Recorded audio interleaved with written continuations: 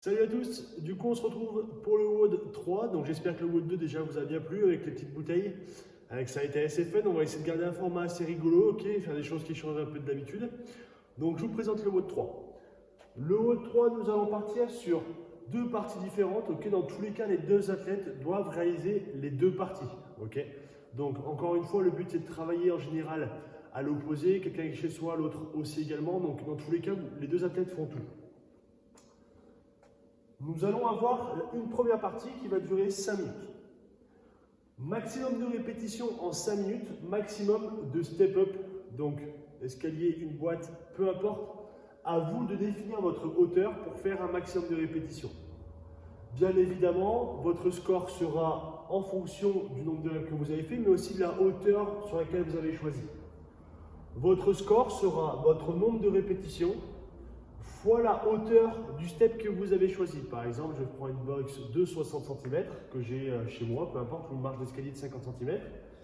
J'ai par exemple fait 50 répétitions, je fais 50 reps fois 50 cm. Vous devez absolument avoir une surface plate et dure pour faire ce WOD là. Si vous prenez par exemple un canapé et qu'à chaque fois que vous montez dessus, le canapé s'écrase, forcément la hauteur sera plus haute. Et à ce moment-là, c'est un peu de la triche pour les autres. Donc prenez bien une surface plate et dure. Pour les deux athlètes, vous devrez, pour faire votre score final, donc ajouter votre score sur Air Snatch. L'assemblement des deux fera votre score total. N'ajoutez pas votre assemblement de score, vous ajoutez bien le score en séparé. Une fois que vous aurez fait votre maximum de step en 1 minute, vous aurez 1 minute de récup et on ira sur une partie 2. La partie 2 sera un fort time, pas de time cap, donc vous êtes obligé de terminer. Avec 100 ski jump, je vous montre la petite vidéo après.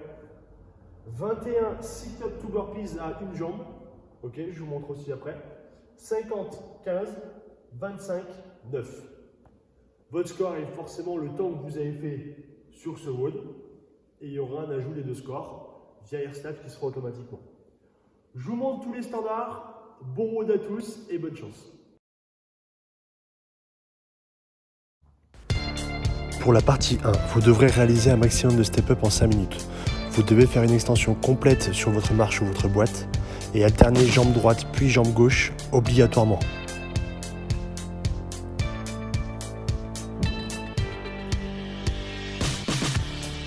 Sur la partie 2, vous devez d'abord coller 2 scotch au sol de 50 cm d'écart obligatoirement. Puis réaliser vos sauts 2 pieds joints en même temps, les 2 pieds décollent et ratterrissent en même temps d'un côté et de l'autre du scotch. Ceci est nos reps, pas le droit d'alterner pied droit, pied gauche. Celui-ci également, vos 2 pieds doivent atterrir en même temps et décoller en même temps également. Pour les burpees to sit-up, vous devez d'abord réaliser un sit-up, vous relevez, vous aidez d'une seule jambe pour descendre et remonter une jambe au sol. Redescendre et alterner à chaque fois pied droit puis pied gauche pour le pied qui va être relevé. Extension complète.